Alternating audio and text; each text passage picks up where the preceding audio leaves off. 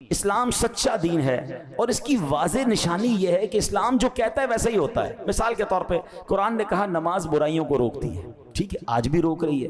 آپ 5 وقت صحیح نماز پڑھنے والے کو دیکھ لیں اور ایک بھی نماز نہ پڑھنے والے کو دیکھیں، عموماً میجورٹی آپ کو دونوں میں بہت فرق آئے گا کہ جو پراپر 5 وقت نماز پڑھنے والا ہے وہ بہت ساری برائیوں سے روک رہا ہوگا، کیونکہ نماز اسے برائیوں سے روک رہی ہے۔ تو قرآن نے کہا نماز برائیوں سے روکتی ہے، آپ اپنی آنکھوں سے نتیجہ دیکھ لیں۔ اسی طرح اسلام کہتا ہے سود معاشیات کو تباہ کر دیتا ہے، سود جہاں ہوگا وہاں کی معیشت تباہ ہو جائے گی۔ اب آپ دیکھ لیجئے سودی لین دین سے معاشرے میں بحران پیدا ہو جاتا ہے۔ جو لوگ سودی کاروبار کرتے ہیں ہم نے ان کے گھر بکتے دیکھے، فیکٹریاں بکتے دیکھی، تباہی آتے دیکھی۔ قرآن نے کہا، اسلام نے کہا، نتیجہ ہمارے سامنے ہے۔ جو قرآن کہتا ہے، جو اسلام بتاتا ہے، نتیجہ اپنی آنکھوں سے دیکھ لیں۔ اسی طرح اسلام کہتا ہے تم اللہ پاک کے فرما بردار ہو جاؤ، تمہیں دنیا اور آخرت میں بلندیاں عطا کر دی جائیں گی۔ اب اس کی مثال دیکھ لیں، جو قرون اولا ہے، صحابہ کا دور ہے، تابعین کا دور ہے، ارے سبحان اللہ 10 سال نہیں گزرے تھے مگر وقت کی سپر پاور اس وقت روم اور ایران جو تھے وہ مسلمانوں کے قدموں کے نیچے تھے اور وہاں اسلامی سلطنت قائم ہو گئی۔ کیوں؟ اسلام پر عمل کیا، قرآن پر عمل کیا، اللہ نے عروج عطا فرمایا۔ حضرت عمر بن عبدالعزیز کا صرف 2.5 سال کی حکومت کا دور تھا۔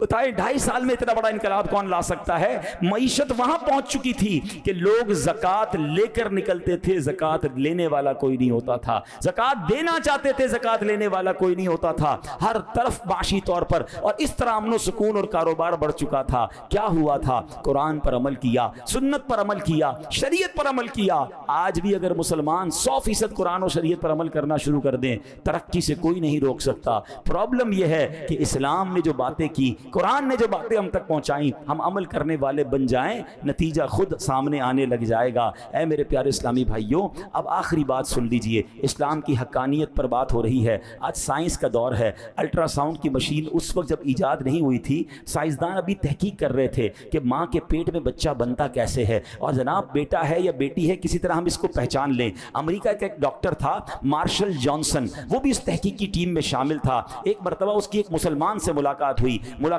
کے دوران مسلمان نے قرآن مجید کی ایک آیت سنائی، وَقَدْ خَلَقَكُمْ أَطْوَارًا، ترجمہ حالانکہ اس نے تمہیں کئی حالتوں سے گزار کر بنایا۔ ڈاکٹر جانسن کرسی پر بیٹھا تھا، جب اس نے آیت سنی کھڑا ہو گیا، کہتے ناممکن ہے، قرآن میں ایسی آیت نہیں ہو سکتی۔ مسلمان نے اسے وہ آیت دکھائی اور مزید آیتیں دکھائیں جس میں اللہ نے انسان کی تخلیق کے مرحلے بیان کیے کہ ماں کے پیٹ میں بچہ کس کس طور پہ آگے بڑھتا ہے۔ وہ سنتا گیا اور پھر کہتا ہے یا تو تمہارے نبی محمد صلی اللہ علیہ وسلم کے پاس الٹرا ساؤنڈ کی مشین تھی، وہ پہلے الٹرا ساؤنڈ لگاتے تھے اور پیٹ میں ماں کے یہاں بچہ کیسے بنتا ہے، پھر یہ آیتیں انہوں نے لکھی ہیں۔ اور اگر 1400 سال پہلے تو پاسبل نہیں ہے مشین ہوگی، تو میں اس بات کو مانتا ہوں کہ وہ اللہ کے سچے نبی ہیں۔ قرآن اللہ کی کتاب ہے، یہ کلام اللہ ہے۔ انسان کو تو آج پتا چلا ہے، تمہارا قرآن 1400 سال پہلے بتا رہا ہے کہ بچہ کس طرح ماں کے پیٹ میں بڑھ رہا ہے۔ تو ایسی ایسی دلیلیں ہیں کہ جو جتنا قرآن میں ڈیپ ڈاؤن جاتا ہے، جتنا ریسرچ کرتا ہے،